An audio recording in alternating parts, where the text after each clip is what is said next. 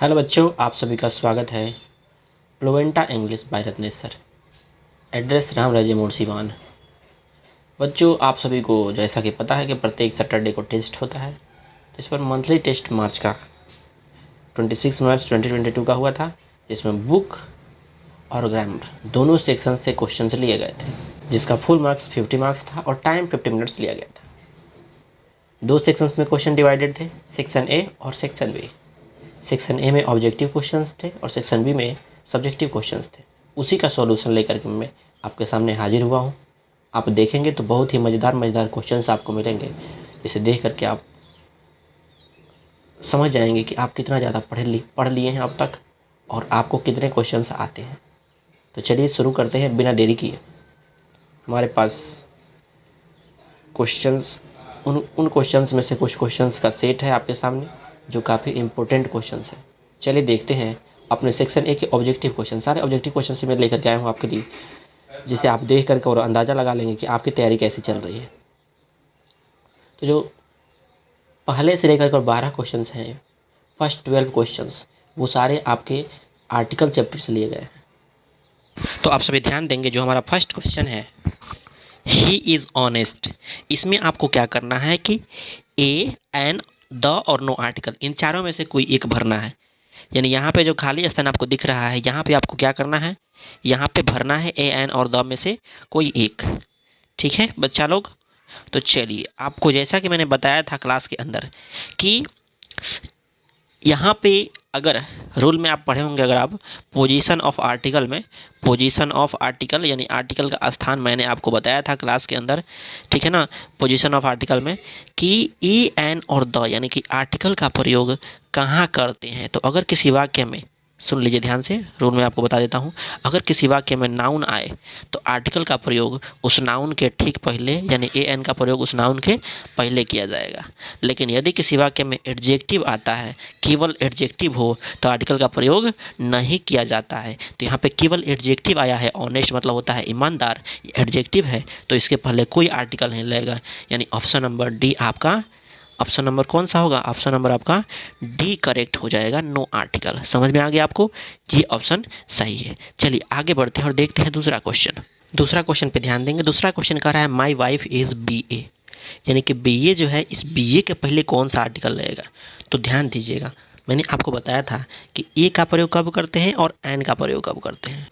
ठीक है, अगर आपको याद होगा तो मैंने बताया था कि ए का प्रयोग consonant starting sound, consonant starting sound वाले नाउन के साथ करते हैं ए का प्रयोग। यानी कि अगर किसी नाउन को पढ़ा जाएगा, अगर किसी नाउन को पढ़ने पर उसका आवाज़ कॉन्सोनेंट की तरह आता है, कॉन्सोनेंट की तरह आता है, तो उस केस में आप ए आर्टिकल का प्रयोग करेंगे। जैसे कि कॉन्सोनेंट समझते हैं आप लोग, जैसे कि आप वो क्या बोलते हैं इसको, क से लेकर के और ज्ञ तक पढ़े होंगे आप, तो आपको पता होगा कि ये सब व्यंजन वर्ण होते हैं यानी कॉन्सोनेंट होते हैं।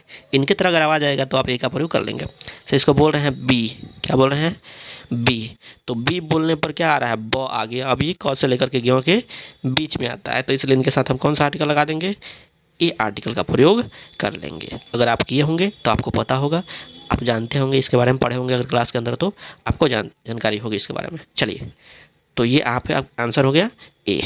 आगे बढ़ते हैं तीसरा क्वेश्चन की तरफ। तीसरा क्वेश्चन कह रहा है ही इज़ न्यूटन। अब बताइएगा, किसी भी नाम के साथ आर्टिकल लगाते हैं क्या, किसी भी नाम के साथ आर्टिकल का प्रयोग नहीं किया जाता, ये आपको पता है, लेकिन कुछ केस में किया जाता है, और वो केस क्या है ये आप समझिएगा। न्यूटन जो है वो एक नाम है, और इस नाम के साथ आर्टिकल का प्रयोग किया जाएगा। कब किया जाएगा, तो जब उस नाम से, यानी वो उस नाम का इंसान दुनिया में अस्तित्व न, मतलब दुनिया में न हो अभी प्रेजेंट में, या फिर अगर हो भी तो उसके जैसा कोई और दिखाया जाए। जैसे कि न्यूटन तो है नहीं अभी, और दिखाया जाएगा कि ही इज़ न्यूटन, मतलब वह न्यूटन है, मतलब अभी की बात की जा रही है। तो ही इज़ न्यूटन कहने का मतलब वह न्यूटन है, लेकिन न्यूटन जैसा है, न्यूटन नहीं है, न्यूटन के जैसा है। तो के जैसा के अर्थ में आप ए का प्रयोग करते हैं। के जैसा के अर्थ में किसका प्रयोग करते हैं, ए का प्रयोग। तो ऑप्शन नंबर ए सही हो जाएगा इसका। आगे बढ़ते हैं, चौथा क्वेश्चन देखते हैं। क्वेश्चन नंबर 4 का है he is extremely good boy. याद कीजिए, पोजीशन ऑफ आर्टिकल में मैंने बोला कि यदि किसी सेंटेंस में अंत में नाउन हो, उस नाउन के पहले एडजेक्टिव हो और उस एडजेक्टिव के पहले एडवर्ब हो, तो आर्टिकल का प्रयोग उस एडवर्ब के पहले यानी यहाँ पे किया जाएगा जहाँ पे जगह दिया गया है। और कौन सा आर्टिकल लगेगा, तो आवाज़ लिया जाएगा एक्सट्रीमली से, तो एक्सट्रीमली ये आ रहा है, क्या आएगा, एक्सट्रीमली। तो ए आ गया। और ए क्या है, स्वर है कि व्यंजन है, तो आपको पता है कि ये स्वर वर्ण है, तो स्वर वर्ण होने की वजह से स्वर के साथ मैंने बताया अभी कि एन का प्रयोग करते हैं, अगर व्यंजन आ जाता है तो ए का प्रयोग कर देते हैं, याद आ गया आपको। तो यहाँ पे कौन सा प्रयोग होगा, आर्टिकल नंबर एन, यानी कि ऑप्शन नंबर बी आपका सही हो जाएगा। समझ गए आप बात। चलिए आगे बढ़ते हैं, 5वां नंबर क्वेश्चन को देखते हैं। 5वां क्वेश्चन का है दे आर रसियंस, रसियंस, रसियंस, ठीक है। अब आप बताइएगा हमें ए और एन का हिंदी क्या होता है, ए और एन का हिंदी क्या होता है, एक होता है, लेकिन यहाँ पे तो रसियंस आया है, यानी बहुत सारे रसियंस हैं, और यहाँ सब्जेक्ट भी आप देख रहे हैं कि दे है। तो आप ऐसे अंदाज़ा लगा सकते हैं कि दे जो है वो प्लुरल हो गया, और प्लुरल जब हो गए तो वे लोग हिंदी निकलेगा, और वे लोग, और हमें पता है कि ए और एन का हिंदी एक होता है, तो एक तो अर्थ नहीं लिखाएंगे, वे लोग एक रसियन है, वे लोग एक रसियन, ऐसे तो होगा नहीं। तो इसलिए आप यहाँ पे कोई भी आर्टिकल का प्रयोग नहीं करेंगे, यानी ऑप्शन नंबर डी हो जाएगा, ऑप्शन नंबर डी। इसको आप देख लेंगे, ये प्लुरल अगर होगा, प्लुरल सब्जेक्ट हो या प्लुरल नाउन हो, तो उस केस में आप आर्टिकल का प्रयोग नहीं करेंगे, ठीक है। Question number 6, I like to read dash dash dash Ramayan. अब आपको पता है किसी भी धर्म ग्रंथ के नाम जो होते हैं, आर्टिकल में मैंने बताया था यूज में कि किसी भी धर्म ग्रंथ होते हैं उनके नाम के पहले आर्टिकल द का प्रयोग करते हैं, तो यहाँ पे आर्टिकल द का प्रयोग हो जाएगा। अगर आप रूल पढ़े होंगे तो आपको याद होगा आसानी से, ठीक है। आगे बढ़ते हैं, अगला आपका दिख रहा है आपको, यहाँ पे ध्यान से देखिएगा, ताजमहल है। ताज ऐतिहासिक भवन है, यानी कि मैंने आपको बताया था कि अगर यूनिक चीज़ें हैं, 7 अजूबों में से एक हो भारत के, तो उनके साथ भी आर्टिकल द का प्रयोग किया जाता है। तो यहाँ पे आप देखिएगा द का यूज यहाँ पे भी होगा, ऑप्शन नंबर सी। आगे बढ़ते हैं, क्वेश्चन देखिएगा यहाँ पे, ही हैज़ एग्स। अब यहाँ पे ध्यान दीजिए, एग्स जो है वो क्या हो गया, प्लुरल हो गया, और प्लुरल नाउन के पहले मैंने आपको रूल बताया था कि प्लुरल नाउन के पहले आर्टिकल का प्रयोग नहीं किया जाता है, यानी कि इसमें होगा option number D, no articles. समझ गए आप, प्लुरल नाउन के पहले आर्टिकल का प्रयोग नहीं किया जाता है, ठीक है।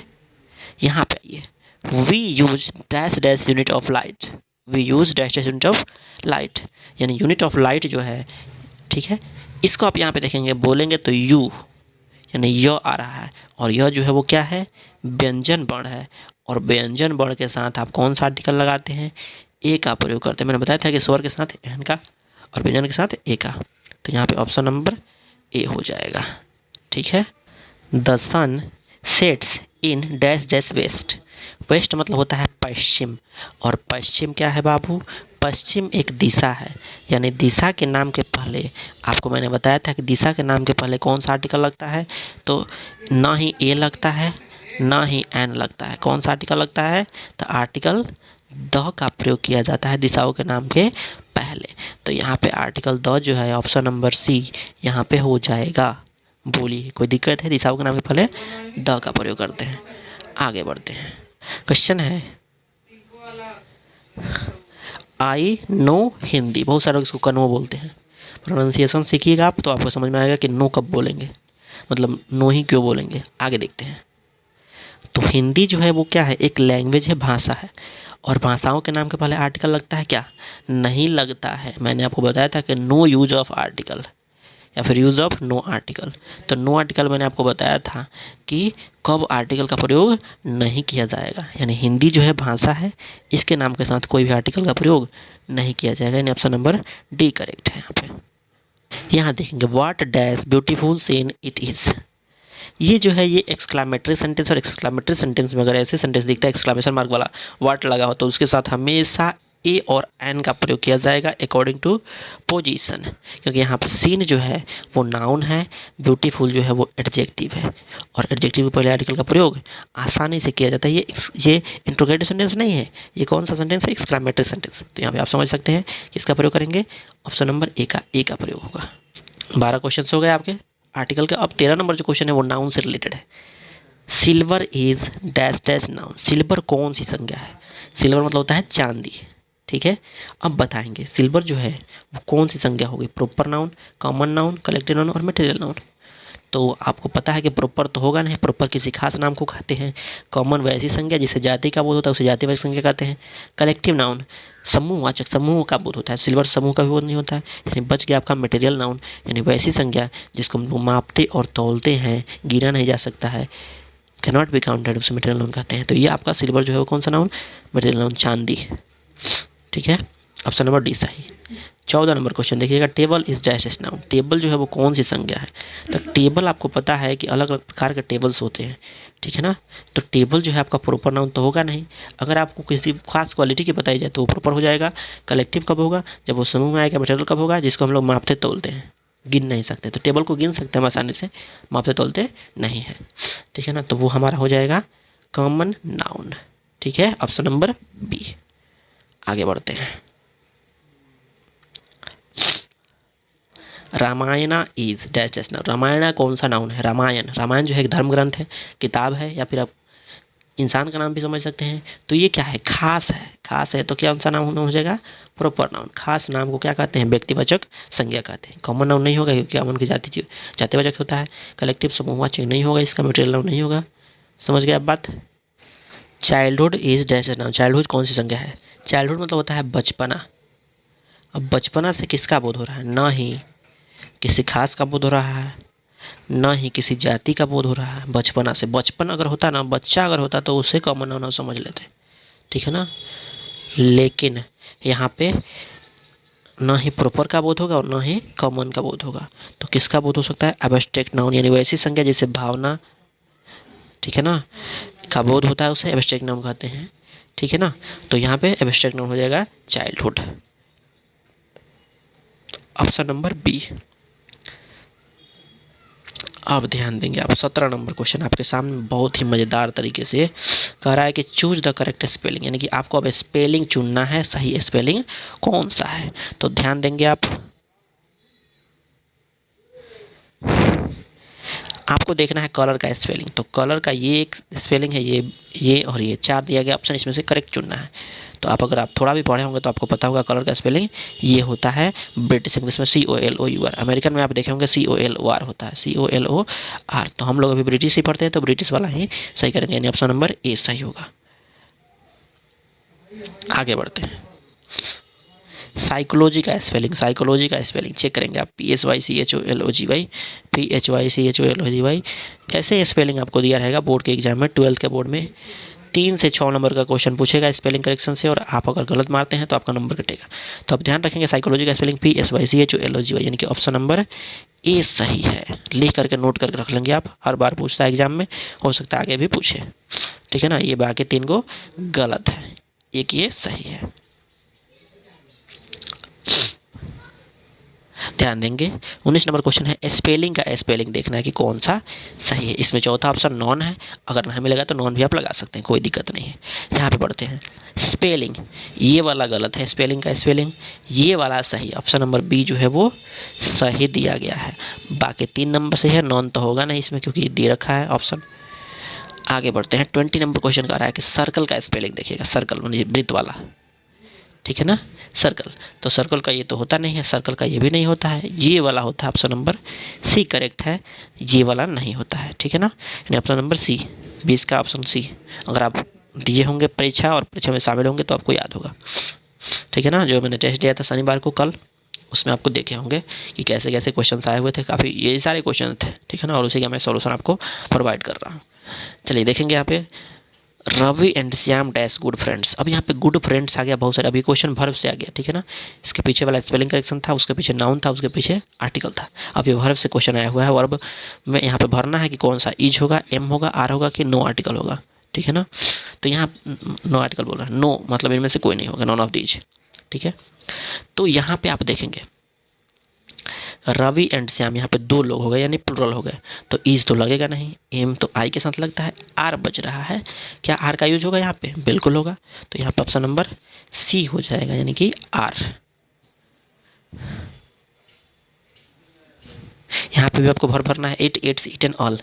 राम डैश मैंगो, राम आम खाता है। जब यहाँ पे दिया है ईटन तो होगा नहीं, क्योंकि ईटन के साथ हमेशा हैज़ या हैव का प्रयोग होता है। तो हैज़ ईटन अगर होता राम के साथ हैज़ ईटन लगता है, ठीक है ना। ऑल तो हो नहीं सकता है, या तो ईट भरना है या फिर इट्स भरना है। तो आपको मैं बता दूं कि ईट का प्रयोग हमेशा I we you they, I we you they इन सब के साथ किया जाता है, यानी प्लूरल सब्जेक्ट के साथ होता है। लेकिन अगर सिंगुलर आता है जैसे राम ही सी इट, ठीक है ना, तो उस केस में आप इट्स का प्रयोग करेंगे, यानी ऑप्शन नंबर बी करेक्ट हो जाएगा। बोलिएगा। 24 नंबर क्वेश्चन देखेंगे अब। कह रहा है who are you is dash है सेंटेंस। हु आर यू कौन सा सेंटेंस है, हु आर यू कौन सा सेंटेंस है।